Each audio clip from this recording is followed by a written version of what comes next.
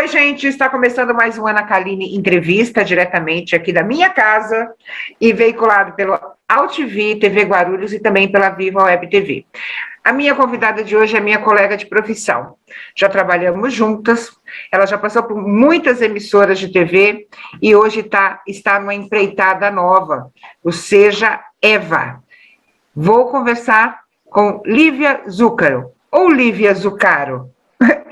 Tudo bem, Lívia? Bom dia. Tudo bem, bom dia, Ana. Você sabe que é a dúvida de muita gente, né? Eu sei quando o banco me liga, quando me chamam de Zucaro. Aí eu sei que é o banco me ligando, mas é Zúcaro. Não tem acento, porque é italiano, né? A raiz Zúcaro vem de açúcar no italiano. Eu não sei direito a palavra lá, mas é a raiz da palavra açúcar. Então é Zúcaro. Não tem acento, mas é o agudo no U. Então é Zúcaro, então eu tô certa. Lívia, vamos voltar ao passado. Não sou o Luciano Huck, né, que faz aquelas belezuras com as casas, mas a gente vai voltar um pouquinho ao passado. Onde nasceu a Lívia? Lívia nasceu em São Paulo, na Promatre. Eu fiquei em São Paulo até os 9 anos, né? Eu era ali da região de Perdizes, Água Branca, e depois eu fui para Jundiaí. Meu pai tinha uma empresa numa cidade chamada Várzea Paulista, então eu morei em Várzea Paulista há muito tempo. Eu fiquei uns 10 anos lá, e depois que eu mudei para Jundiaí. Então, a minha adolescência foi em Várzea Paulista, e depois eu fui para Jundiaí, que é a cidade polo ali da região. Como é que foi a tua infância? Tua filha é única? Eu tenho um irmão, eu tenho um irmão mais novo.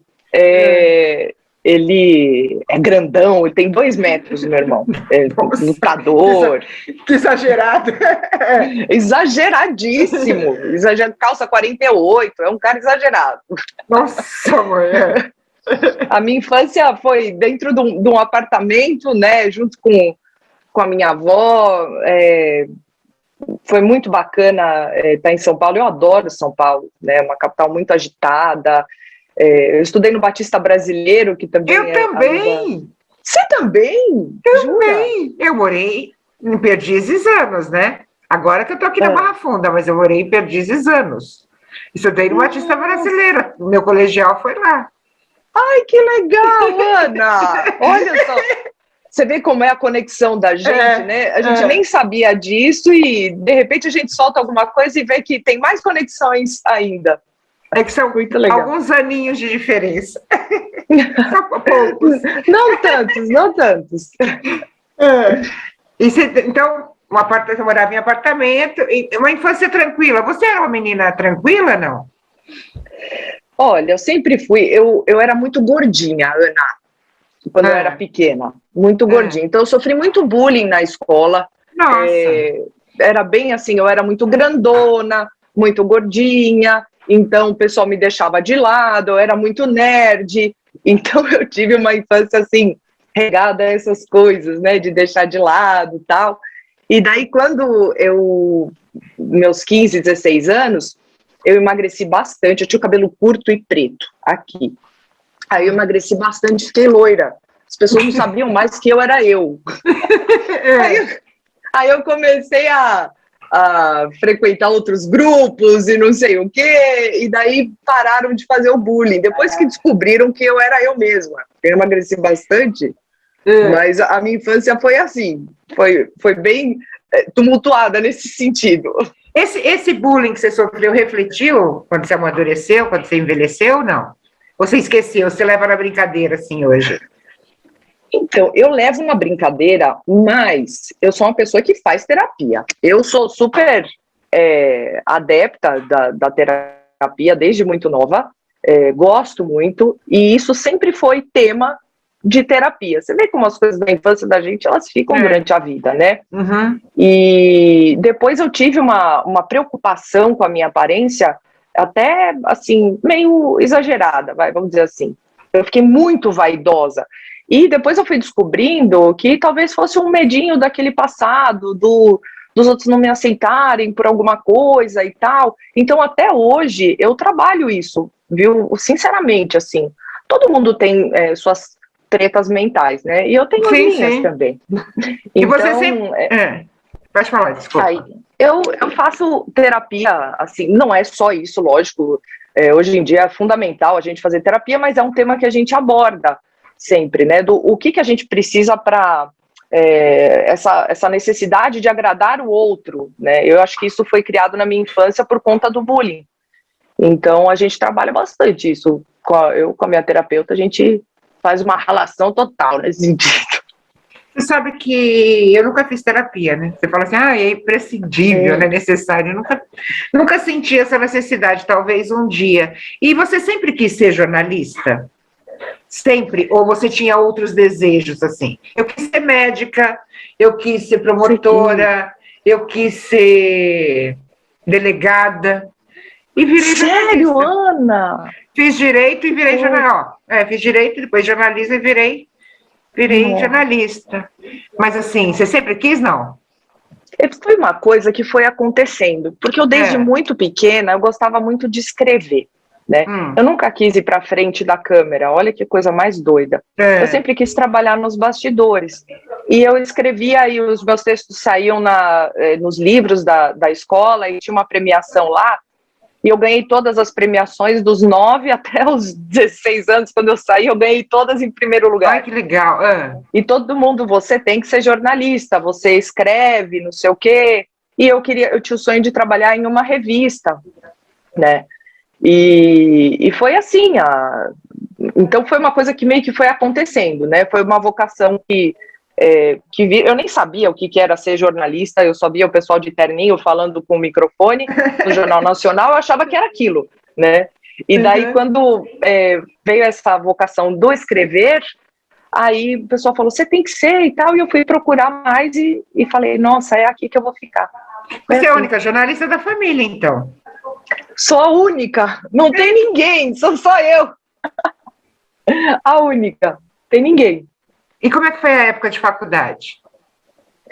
Olha, a faculdade eu já trabalhava, Ana. Eu trabalho desde muito nova. Quando eu tinha 15 anos, eu já fazia o jornalzinho da escola. Aí, na faculdade, com 17, eu já trabalhava na rádio.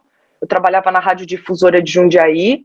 Como é que aconteceu isso? Como é que você foi parar na rádio? Vamos lá, antes da faculdade. Eu fazia esse jornal da escola. E quem fazia essa oficina era o chefe da radiodifusora. Então, nós tínhamos um grupo ali, e eu acabei escrevendo bastante lá, e ele falou, nossa, acho que essa menina tem vocação, né? E ele, assim que eu entrei na faculdade, ele falou para mim, você entrando na faculdade, eu quero você no meu time. E daí eu fui para lá. Comecei como escuta, ligando para as pessoas, corpo de bombeiros, polícia, para quem não conhece, né, esse meio, a gente fica ligando para saber se aconteceu alguma coisa. E na cidade no interior não acontece quase nada, né, Ana? Aí, a gente fica esperando acontecer. Fica. Aí, Lívia, o que tem hoje? Eu falo, não tem nada, não aconteceu nada. Você não está trabalhando? Eu tô, mas está tudo assim. Tudo não tem movimentação, está tudo na paz. Então, aí o pessoal, eu fiz uma vez uma matéria, gostaram da minha voz, né, do rádio. Eu comecei a gravar matérias, depois eu fui fazendo um programa, aí a gente até se conheceu nessa época. É mesmo? Foi. Nessa época a gente já se conheceu e você fazia rádio difusora. É verdade, você fazia rádio difusora. Depois que você foi para a TV. E você fazia um programa de rádio lá, mas era o quê? Um programa de variedade, jornalístico? O que era? Era um programa de variedades. Chamava Estilo Difusora. Então eu apresentava, eu comecei cobrindo férias e depois me colocaram nesse programa Estilo Difusora, que a gente trazia assuntos bem leves, assim, né?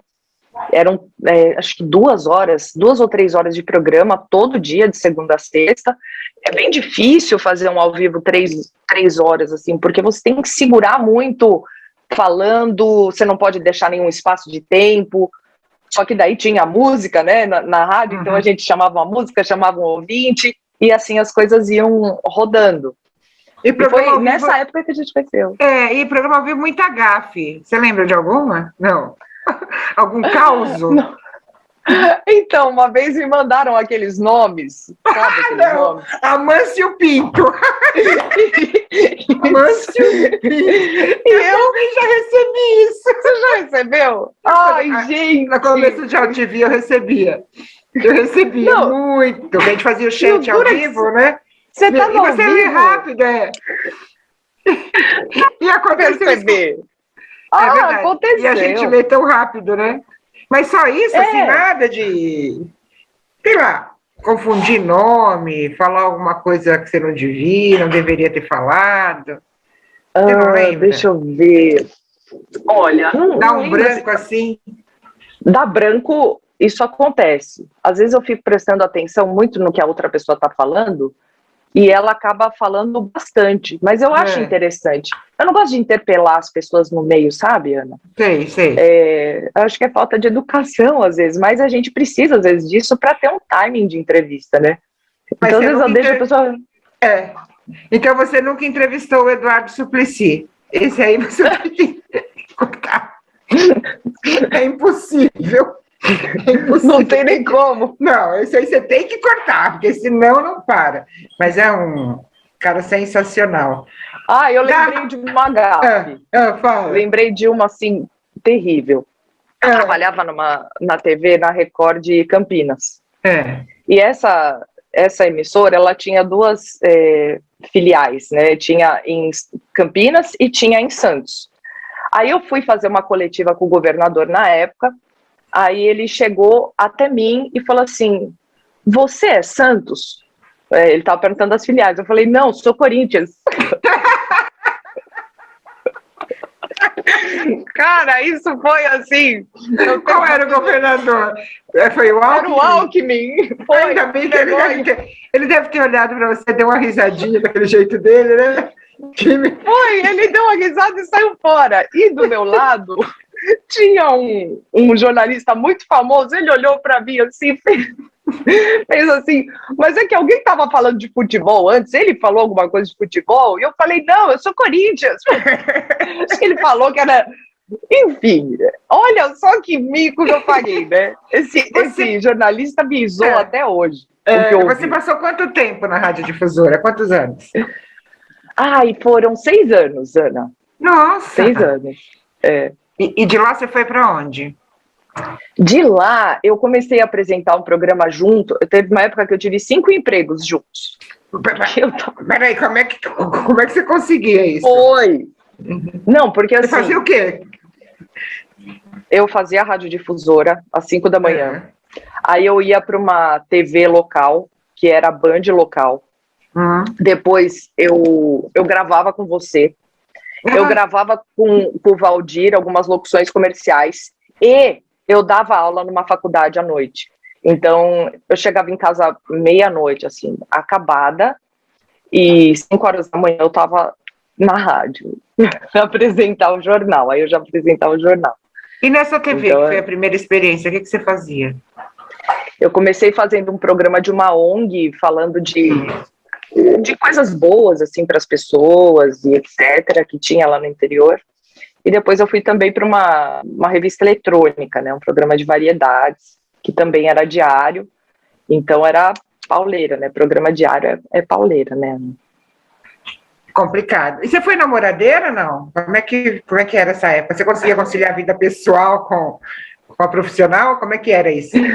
Olha, eu fui muito namoradeira. Eu não sei quantos namorados eu tive. Vamos falar a verdade. Eu não sei mentir. Perdeu as contas que nem eu. Você perdeu as contas também? Acabou. Eu nem me lembro dos nomes. Você foi muito namoradeira assim, Lívia? Fui. E assim, eu fiquei um tempo solteira e depois eu fui um namorado atrás do outro. 3, 4 meses, troca o namorado. 3, 4 meses, troca. Aí eu me irritava com os caras, porque 220 por hora, eu vi que o cara era muito parado, vamos pro próximo. E aí, assim... mesmo? Como é que você conheceu o seu marido? Meu marido eu conheci, eu tinha 16 anos. Aí ele tinha um rolinho com uma amiga minha e ele era meu amigo. Aí beleza, passou um tempo, passou anos e a gente sempre se conversava, né? Quando eu tinha, depois os meus 24, eu estava noiva de um outro rapaz, só que eu também falei, isso aqui não vai dar certo. E daí acabei reencontrando ele na internet, era o Orkut na época. Aí ele falou, Lívia, você lembra de mim e tal? Nossa, eu acabei de sair de um noivado, ele tinha acabado de sair de um noivado. E ele era de Jundiaí também? Ele era de Jundiaí? Ele era de Jundiaí, eu conheci ele em Jundiaí também. Daí a gente veio para São Paulo juntos. Não, e aí ele era noivo, você também, e vocês conversavam. E aí, como é que rolou isso? Então, foi uma coisa assim, porque eu sempre gostei muito dele, né? Ele me protegia em algumas situações de festas, ele estava sempre nas mesmas festas e mesmos lugares que eu, e eu sempre gostei muito dele, ele sempre ficou na minha cabeça e ele disse que eu sempre fiquei na cabeça dele. Aí eu falei, cara, eu não acredito, esse cara, e eu não estava bem no meu noivado, e ele tinha terminado um noivado, e eu não tinha nenhum amigo, no interior a gente namora e casa muito cedo, né? É verdade. Eu não tinha nem... Meus colegas que eram de São Paulo, que eu me formei em São Paulo, não tinham essa de noivar com 20 anos. Eu estava noiva com 21. Então, eu falei, cara, eu preciso falar com alguém que também é noivo, porque eu tô com os problemas. Daí ele apareceu, ele falou, terminei. Eu falei, como é que foi terminar um noivado? Porque a gente tem que casar e tal, não sei o quê. Aí a gente se encontrou para jantar um dia, e eis que hoje estou casada com ele, com filho. E vocês namoraram muito tempo, não? Vocês namoraram muito tempo? Ele me pediu em casamento com 8 meses de namoro. Você tá brincando? Eu falei, espera um pouco, ainda não dá pra saber. Que pressa. Aí, enfim, acho que 1 ano e meio a gente marcou o casamento. 1 ano e meio de namoro. Foi assim.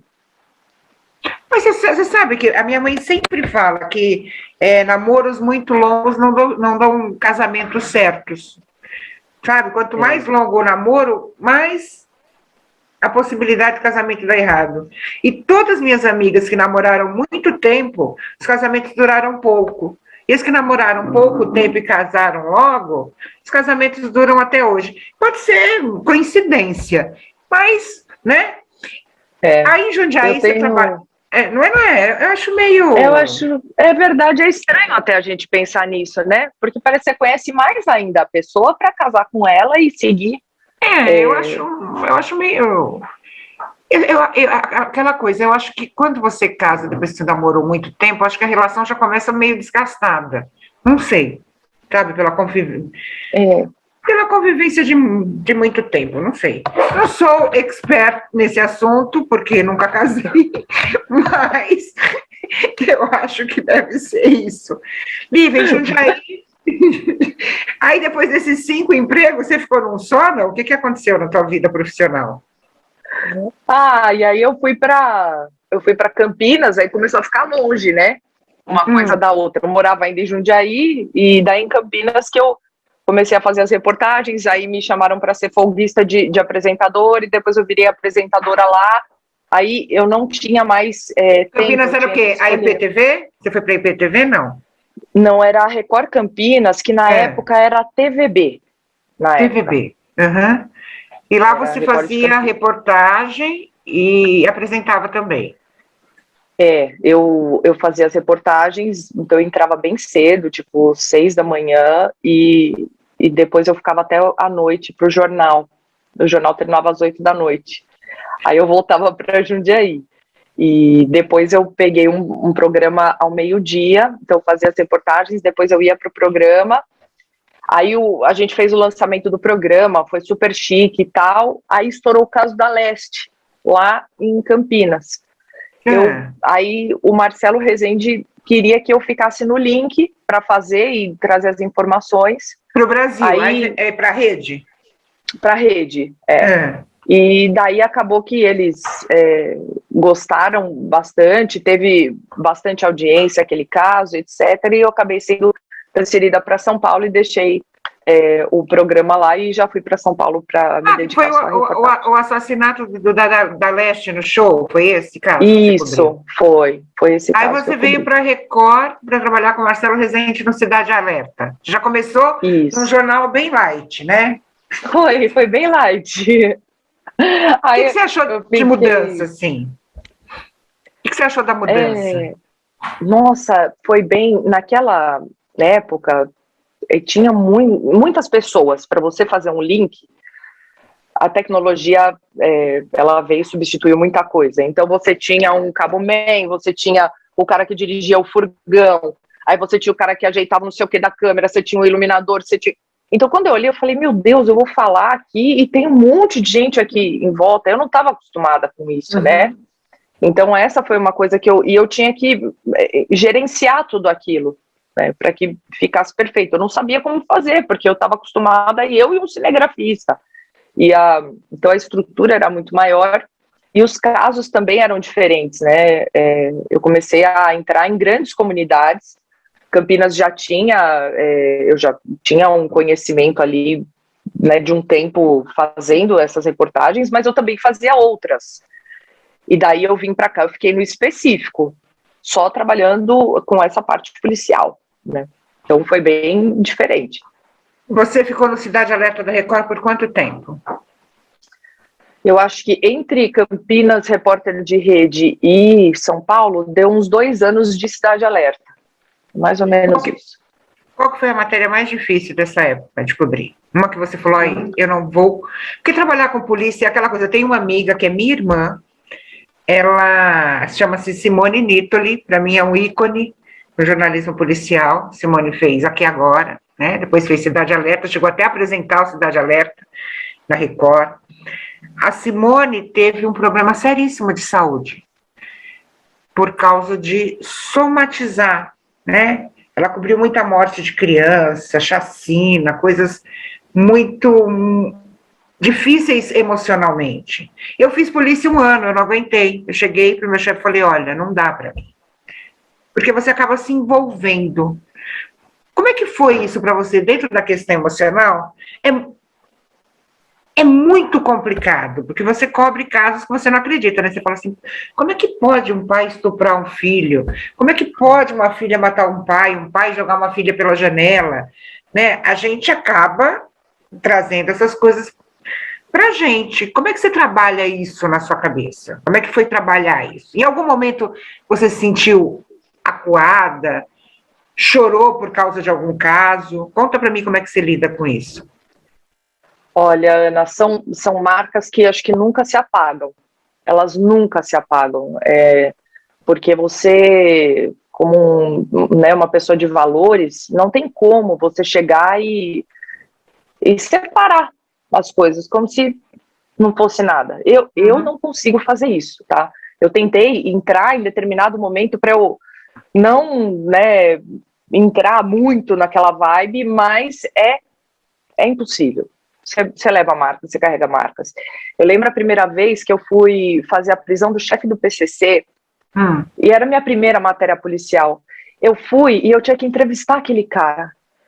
Eu fui tremendo, assim, eu nunca tinha entrado numa delegacia, eu fui assim, ó, e era 2 horas da manhã, e eu assim, ó, fui entrevistar o cara, aquilo, eu me lembro muito daquilo, e é a primeira vez que eu vi um corpo, né, na minha frente. Eu nunca tinha visto uma pessoa, né, naquele estado, e, cara, são imagens que não saem da minha cabeça, né, é uma coisa muito profunda. Então, em determinado momento, eu tive que pensar assim, não, esquece, Lívia, não está acontecendo nada, foca na reportagem, foca no texto, vamos para lá. Então, eu tinha que dar um jeito na minha cabeça de separar aquilo, né? Só que a gente tem compaixão, a gente tem amor, aquelas pessoas ali têm família, então não tem como você não levar aquilo para dentro de você, né? Então, quando eu falo da terapia, também é por conta disso que a gente tem que dar uma separada, né? E, assim, tem casos que não foram grandes casos de repercussão, que todo mundo se lembra, mas eu me lembro. Porque quando envolve criança, principalmente, é uma coisa que, assim, é assustador. é assustador você ver a cena, porque você chega no local na hora. Então, não é uma coisa assim, eu vi uma foto, escrevi em cima, eu entrevistei a família. Não, você está vendo, vendo a família naquele momento do choque, você está vendo ali uma cena muito terrível. Então, são coisas muito difíceis de você chegar em casa, virar a chave, e a gente tem que fazer isso, tem que dar um jeito de limpar a cabeça, porque no dia seguinte você vai de novo para a rua. Então, é muito pesado. Desculpa, da Record você foi para a Band direto? Como é que foi essa transição? Fui para a Band direto, o Bate fez um programa lá na Band e ele me chamava Tá na Tela. Aí eu saí da Record, do Marcelo Rezende, e fui direto para lá, para esse programa novo. Aí o programa acabou, o Datena acabou me chamando e acabei, acho que foram 7 anos na Band ao todo. Qual foi a matéria mais difícil de cobrir? Aquela que você falou, putz. Eu tive 2. Aí eu adoro lembrar meu tempo de repórter. Quando você é repórter, você nunca deixa, né? Eu tive a chacina do Carandiru. Você falou que você viu um corpo, eu vi 111. E o acidente da TAM, que o avião caiu aqui na cidade de São Paulo. Eu acho que foram... Até hoje eu sinto o cheiro, você acredita? É isso. Não sei, é uma coisa assim... Na chacina eu não me toquei muito, porque a gente tem aquela coisa de justiça, né? Eu acho que eles estavam lá, muitos tinham fichas corridas enormes, mataram pais de família e tal, então eu olhei com uma coisa mais fria, né? Não era... não é quando a gente vê uma criança ou um pai de família que é assassinado, mas... eu levei de uma forma mais fria, mas o acidente da TAM me deixou muito mal até hoje. Você tem isso com alguma coisa? Você falou do Datan e eu me lembro da Chapecoense, né? Não, terrível também. Você foi para Chapecó? Fui para Chapecó, fiquei 15 dias lá e foi muito pesado, assim.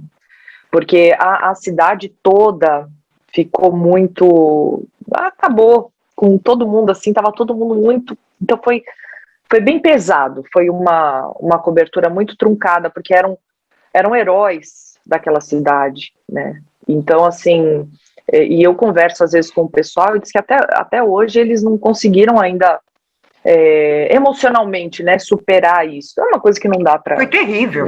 Superar. E eu fico pensando no nosso colega, né, que ele se salvou e acabou falecendo depois. Foi. Infarto, né? Não tinha chegado a hora dele, mas logo depois ele infartou. Uma coisa muito, muito maluca isso, né? A vida da gente é muito, muito maluca. Qual foi a matéria mais gratificante? Aquela que você... Ai, que delícia fazer essa matéria.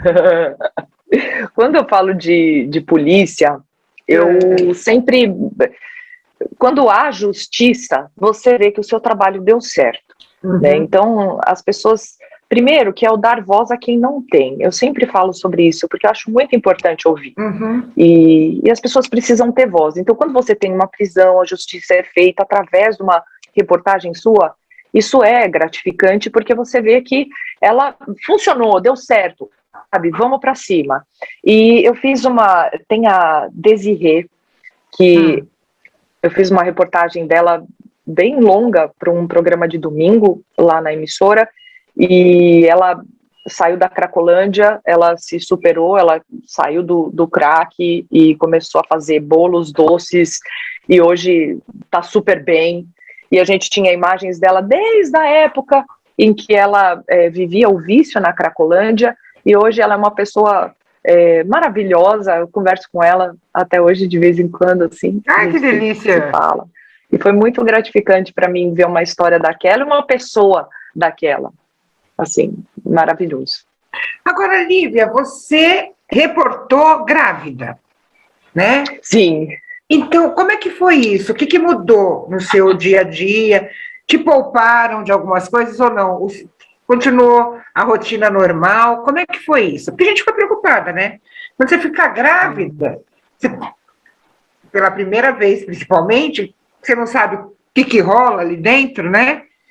Como é que foi isso? E você fazendo polícia grávida? Cara, você tá grávida, e aí? Como é que foi isso? Acho que foi o período mais desafiador para mim, assim. Eu tive uma complicação na gravidez depois do 7º mês, em que eu tive que ficar interna. Então, os amadores saíam, faziam as imagens para mim e eu fechava internamente. Eu não podia chacoalhar muito. Tá. Eu fazia em off. Mas isso foi uma coisa médica, né? Até o 7º mês eu reportei normal, o que viesse eu reportava. Então, os hormônios à flor da pele, eu estava com receio de tomar um susto, de tomar uma ameaça e passar para o meu filho, porque isso são coisas corriqueiras dentro da profissão, né? Que a gente tem que lidar, mas quando você está carregando uma criança, você fala, e se eu passar alguma coisa para ele? Você fica com isso na cabeça, não tem jeito. Então, eu fiquei com muito receio, né? Tentei separar, só que eu estava com os hormônios assim. Eu xinguei muita gente também. Eu estava muito nervosa. Não deu muita microfonada, não? A Simone Nito lhe dava microfonada. Dos entrevistados. A tia dos entrevistados. Figuraça. Você ficou, mas assim, nervos à flor da pele como? Assim, de peitar, de ser mais brava? Como é que assim? Eu não tinha trava na língua, né?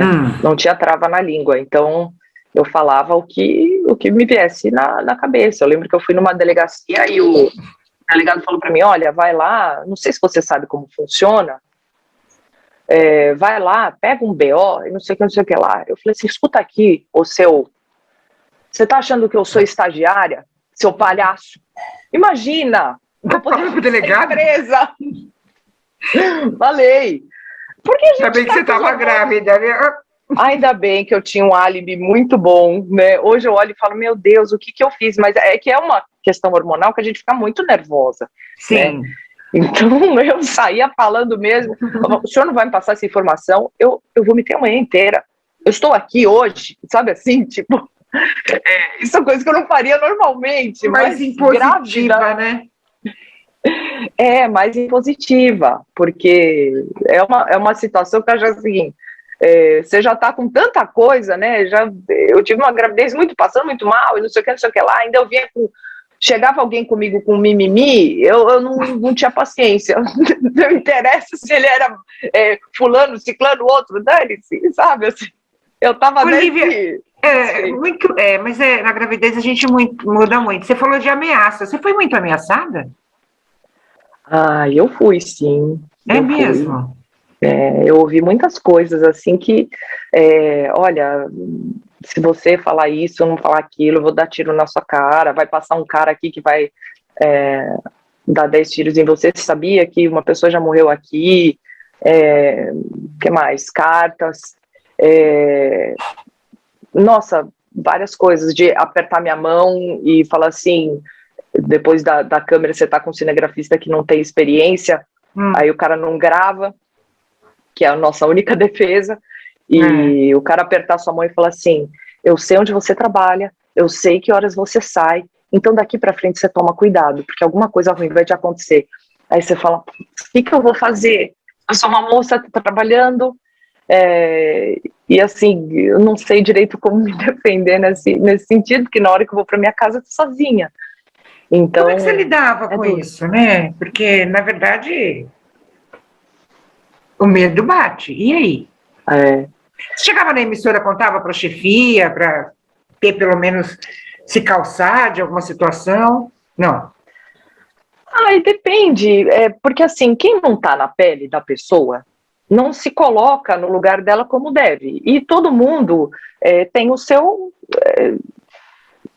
todo mundo tem seus problemas, vamos dizer assim, e na hora do vamos ver, é você com você mesmo, sabe? É você com Deus, porque não tem o que fazer.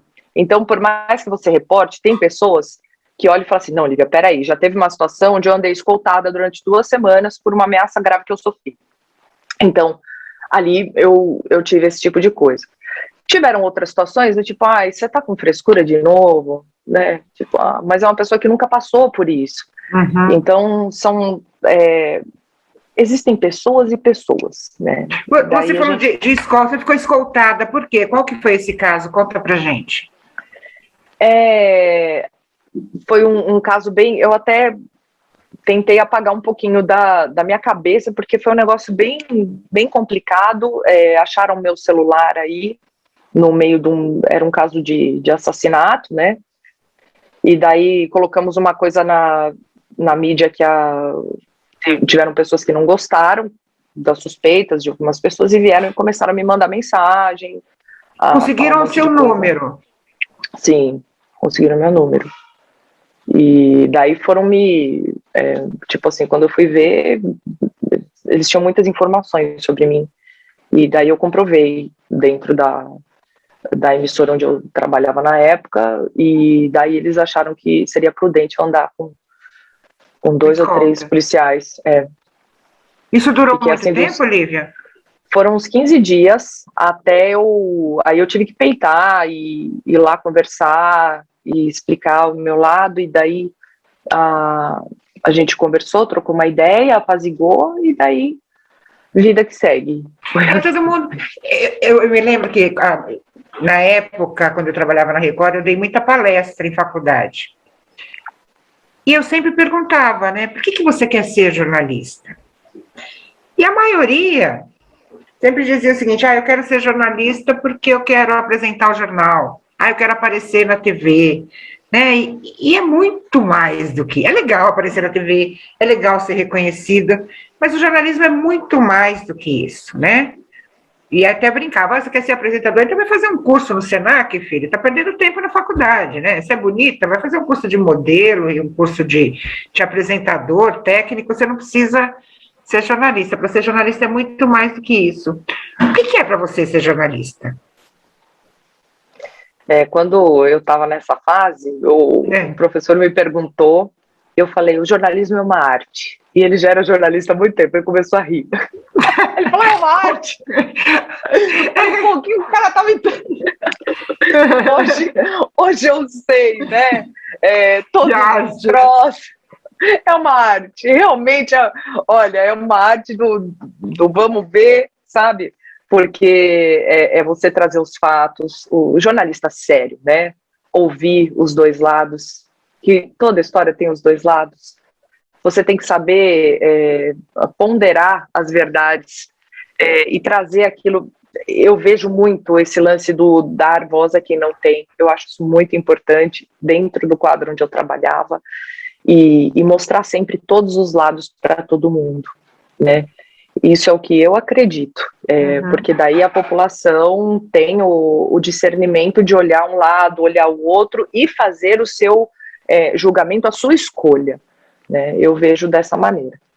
Você foi censurada já?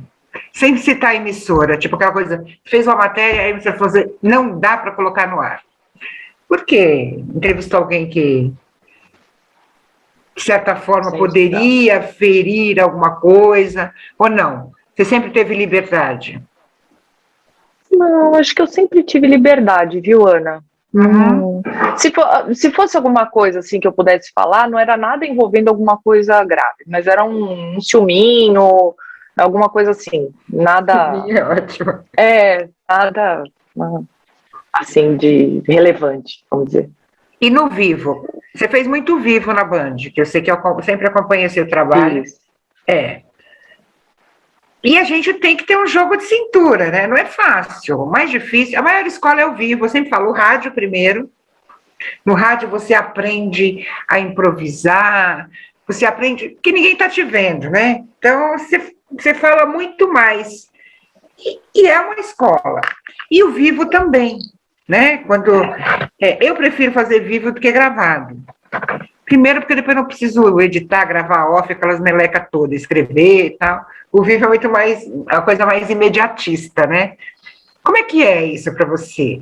E no vivo, já deu alguma meleca? Deixa eu pensar. Depois eu vou te contar uma. Você vai fazer xixi na calça agora que eu te contar. Do vivo? Pô, meu, muitas coisas, De meleca, deixa eu ver. Acho que as pessoas não perceberam, assim. Já me chamaram de casos que não era eu para falar, era outro. Aí falaram, Lívia sabe tudo! Lívia! Ai, socorro! Mentira, jura? Isso muitas vezes, assim, mas em emissoras, assim, passadas, né? Depois as coisas vão se ajeitando mais. Então, mas assim, de você estar comendo, assim, você passar o dia inteiro sem comer, aí você tá no vivo. Aí você agacha, come um McDonald's, sobe. Isso mesmo, tal. Essas coisas já aconteceram comigo, assim, mas de resto, não. Acho que não. O que eu me lembro é isso. E eu você? trabalhei 16 anos na Assembleia, e eu fazia muito vivo de plenário. E nas grandes votações, a gente tinha que entrevistar os líderes de partido, né? E tinha o líder na época do PDT, que era o deputado Rafael Silva, uma figura, e o deficiente visual, né? E eu, conversando com os líderes, cheguei perto dele e falei, deputado Rafael Silva, como é que você está vendo essa votação? Ele falou, Ana, sou cego. Não, isso já... Aí eu olhei pra ele tá brincando com você. Eu falei, a gente tá ao vivo. Assim, mas aí depois tiramos de letra, brincamos. Eu falei, é verdade, o senhor é cega, como é que você tá sentindo, então? Isso foi ao vivo? Foi, era uma votação ao vivo. Meu Deus. Não tinha como. Fiz uma dessa, mas foi gravado, aí deu pra... Não, meu foi ao vivo. Outra vez eu troquei o partido de um deputado do PCdoB para PSDB, ele quase me matou, né? Imagina. PCdoB, do PSDB. Deputado fulano de tal do PSDB e tal. Mas assim, quando você está ao vivo, às vezes sai, não tem jeito. Eu ficava 8 horas no ar. Quando tinha votação de orçamento, 8 horas, 10 horas no ar. A gente só saía para comer um negocinho e voltava, porque equipe pequena, não é uma emissora aberta, né? É outra estrutura, é bem diferente de uma emissora como a Band, a Record, etc. Mas eu aprendi muito também lá. Quanto tempo de Band, Lívia? Lá você já ficou mais tempo, né? Fiquei 7 anos lá. 7 anos. Na Band. É muito tempo. É bastante. Aí você saiu da Band e decidiu, assim, vou mudar de ares, né? E o que você fez? Você saiu, eu sei porque é por causa da maternidade, ficar mais perto do filho, da família, porque é complicado, né? Quando a gente trabalha em televisão, você não tem horário. E filho pequeno, precisa de atenção, tem as doencinhas da infância, né? Tem. Exige muita presença materna. Você saiu da Band. O que você foi fazer de imediato? Você deu um tempo para você? Ana, eu sou uma pessoa que não consegue parar.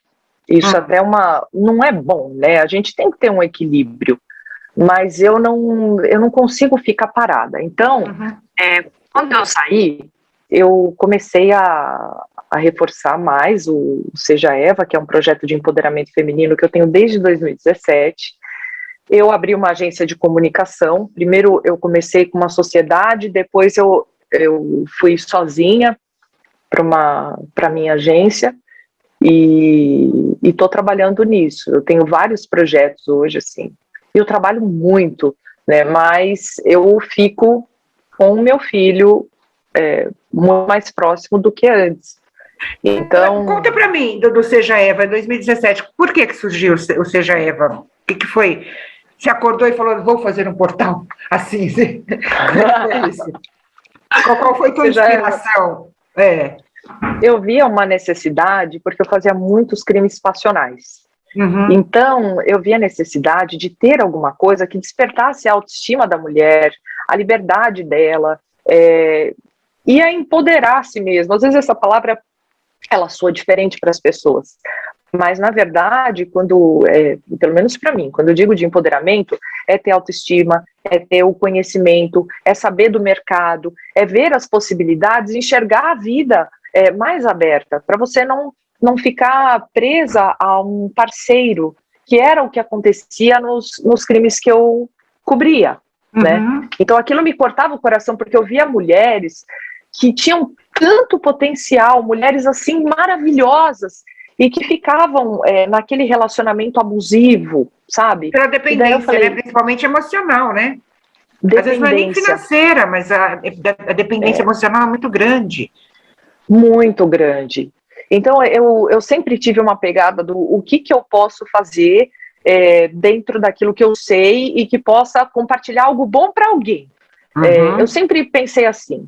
Então, o Seja Eva, ele veio nessa pegada, para trazer mesmo algo bacana para as pessoas. E agora ele vai ser relançado até numa pegada mais para o lado do empreendedorismo, para a gente fomentar essa parte nas mulheres, para que a gente possa unir a força cada vez mais e criar mesmo a independência financeira.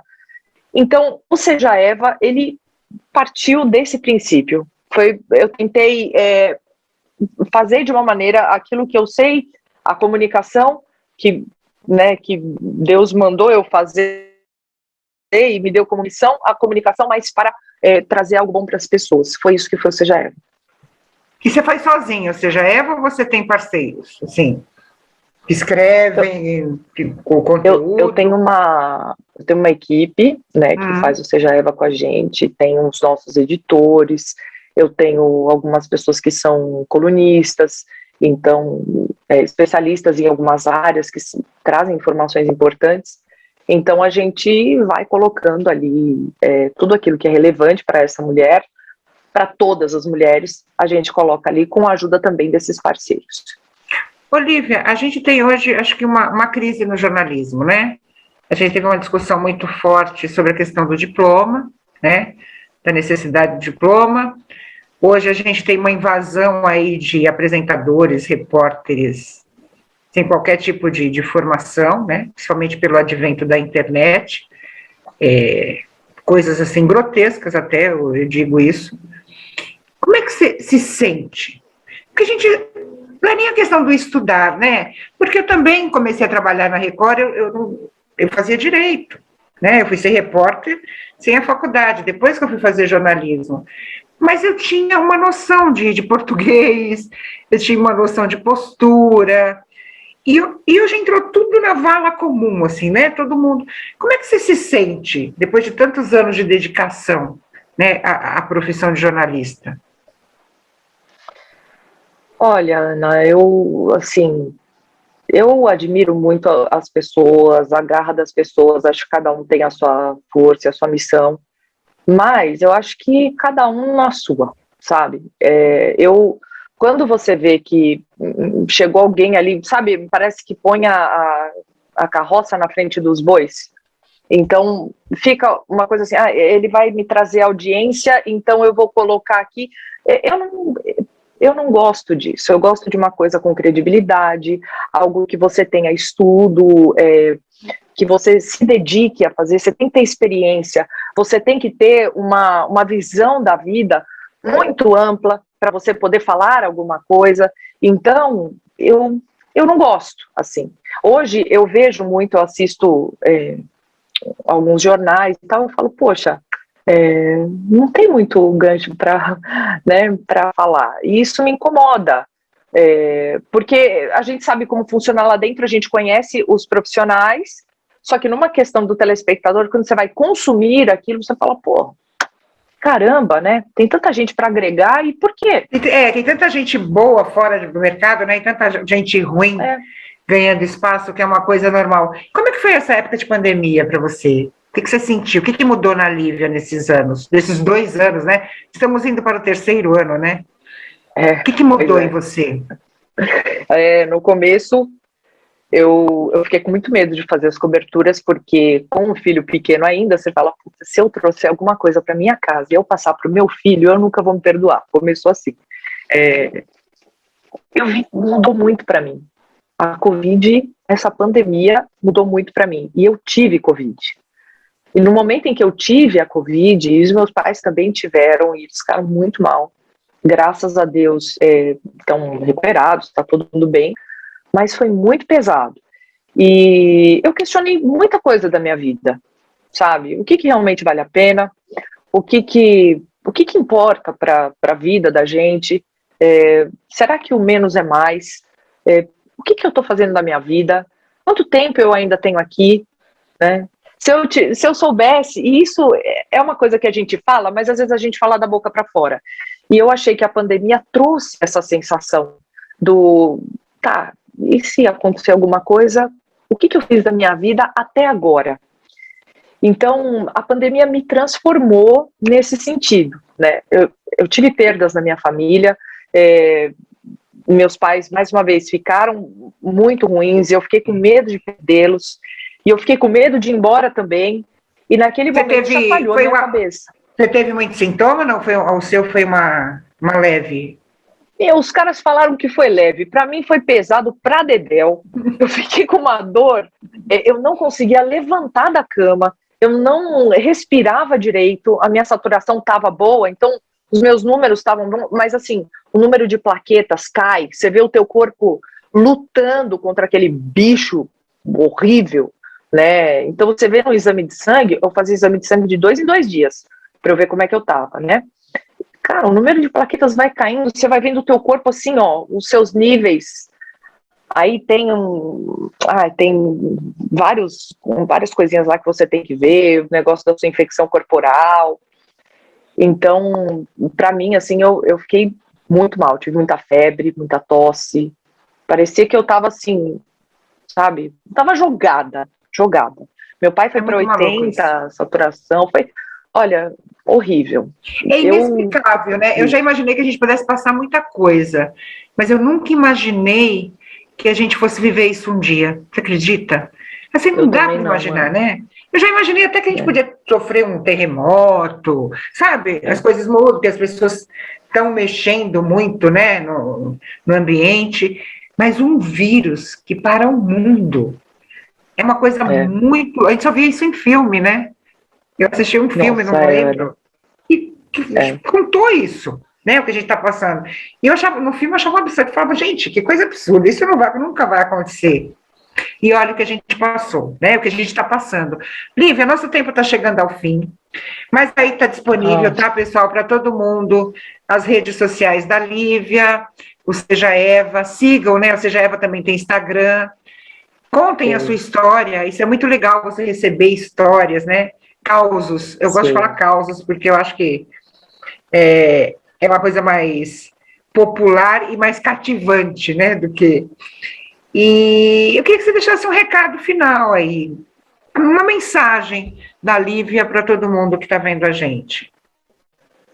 Ai, gente, eu acho que amor, fé, acho que toda vez que alguém me pergunta se eu tenho uma mensagem, acho que jogar qualquer palavra boa pode transformar qualquer coisa na vida daquela pessoa naquele momento do dia.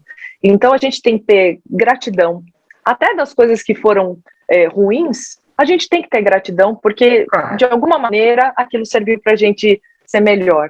Então a gratidão sempre por tudo da nossa vida, e gratidão também por ter participado hoje aqui com você, Ana, e por você, porque eu desde sempre, você é um ícone para mim, você é uma pessoa que me passa força, que me passa experiência, que desde sempre, a gente nunca parou de se falar, então você é uma amiga que eu tenho comigo, mas principalmente é uma pessoa que eu admiro, é uma pessoa que eu gosto muito, que eu sigo, que fala, e que, sabe, eu sinto aquela força. Então quando eu tenho uma dúvida, eu pergunto para a Ana, porque eu sei que a resposta da Ana é a adequada para eu solucionar aquele problema. É mais ou menos isso para quem está assistindo. Não me dê essa responsabilidade, pelo amor de Deus. Você sabe que é muito gratificante. Eu tenho 30 anos de profissão, estou indo para os 32, e uma das coisas mais gratificantes para mim não é nem o que eu passei, o que eu vivi, a minha trajetória, é ver os meus amigos. Né? Eu me lembro quando eu vi você pela primeira vez na televisão, eu falava, mãe, vem ver a Lívia. Quando você fazia um vídeo, eu falei, ela é do caralho, né? Ela é ótima, sabe fazer um vivo, tem desenvoltura. Porque quando a gente vê a pessoa falando, acha que é fácil, gente, não é. Na frente de uma câmera, você falar sem errar, você contar uma historinha com começo, meio e fim, você fazer um plano sequência, que é para mim, uma das coisas mais difíceis para um profissional tem que ter muito jogo de cintura. Você, Fabrício Battaglini, nossa, eu conheci o Fabrício na Jovem Pan, carregando um gravadorzinho de mão. Então, isso me deixa feliz. Eu falo, gente, eu estou vendo as pessoas crescerem comigo, né? Eu vou me aposentar, já decidi, não quero, vou continuar fazendo o meu programa, mas não quero mais voltar para reportagem, nada disso. Mas eu fico muito feliz, viu? Onde você conseguiu chegar por você. Isso é muito legal. Não foi ninguém que te levou. Foi você mesma que conseguiu chegar onde você está. Um beijo, né? Ai, obrigada arrepiada, por tudo. um beijo. Fiquem com Deus. Gente, voltamos na semana que vem com mais uma entrevista feita especialmente para vocês. Um beijo e até lá.